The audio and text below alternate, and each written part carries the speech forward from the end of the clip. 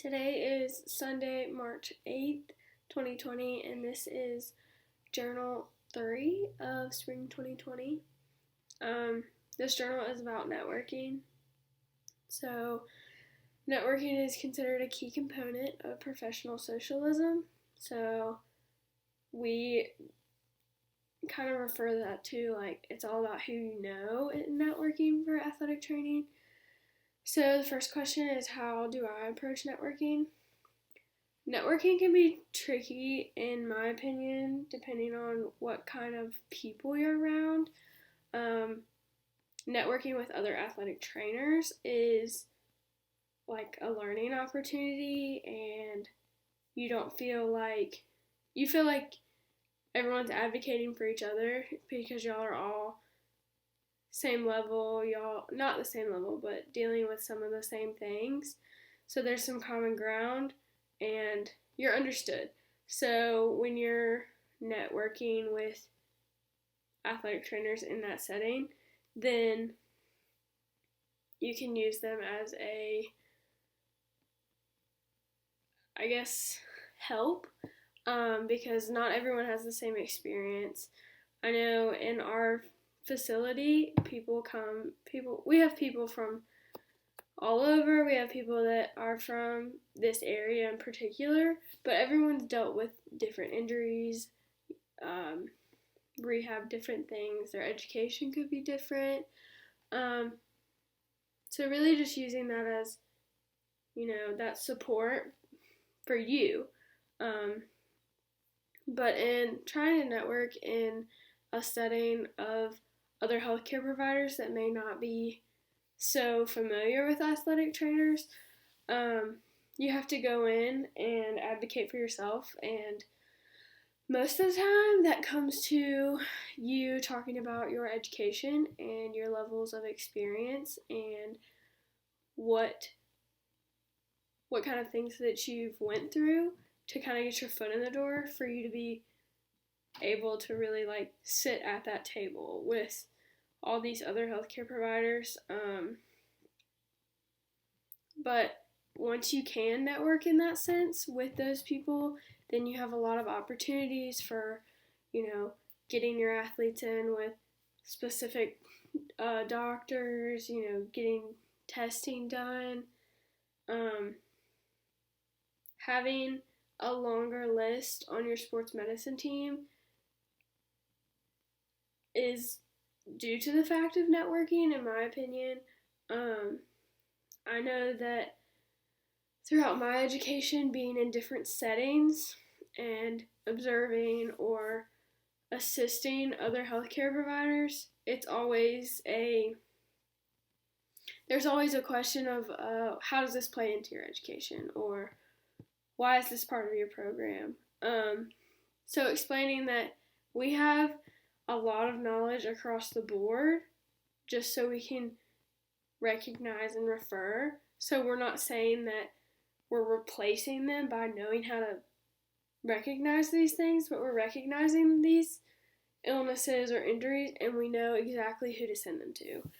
So networking and learning based on what your healthcare provider team does and what they specialize in can help you refer to those specific people.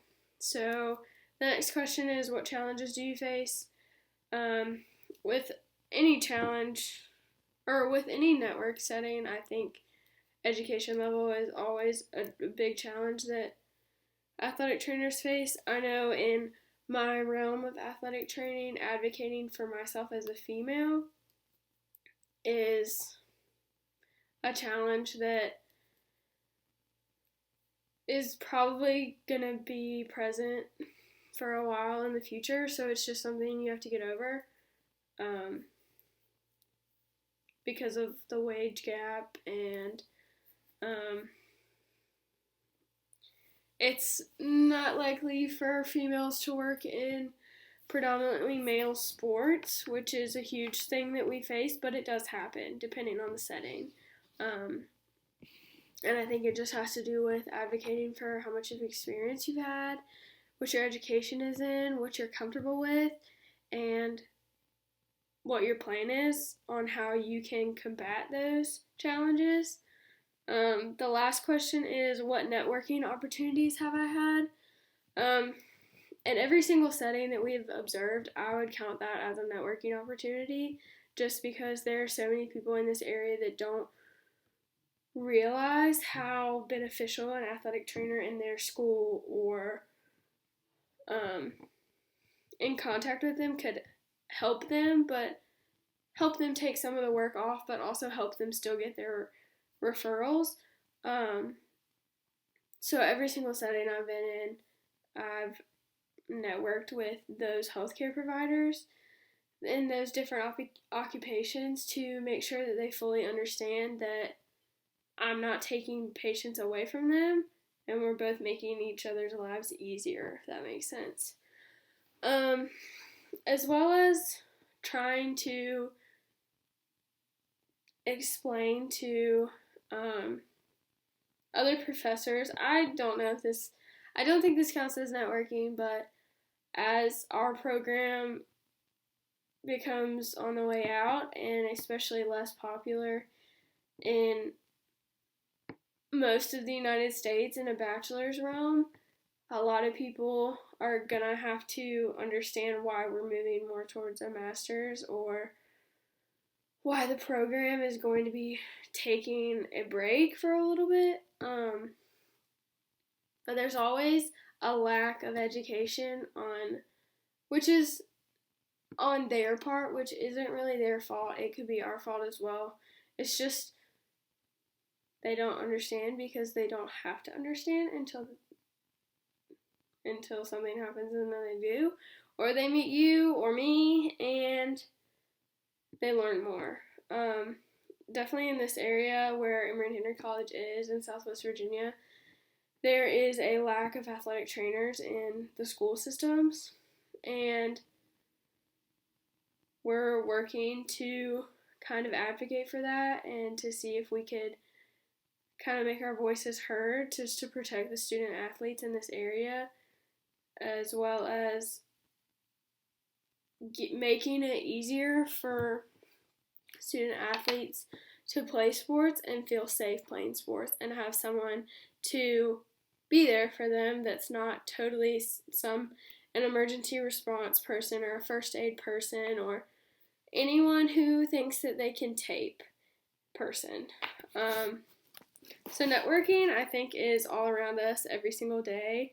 I know that there rarely is a day that I go without talking about athletic training and what I do and what I've learned, and all the different settings. I'm constantly talking about it because this is my major. This is something that I've pursued, so I'm very invested in it.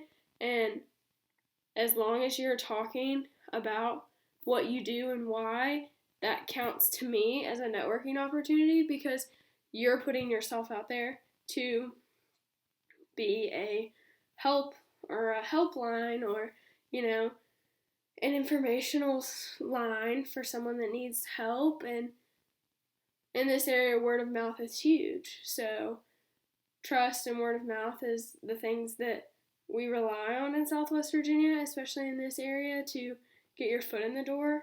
So we're going to be networking hopefully a lot more in the coming weeks to try to get someone to listen to us about advocating for not only our profession, but the student athletes in this area.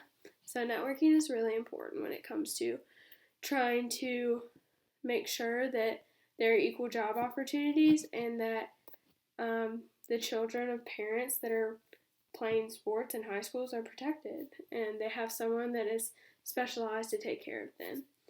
So yeah, so that's Journal 3.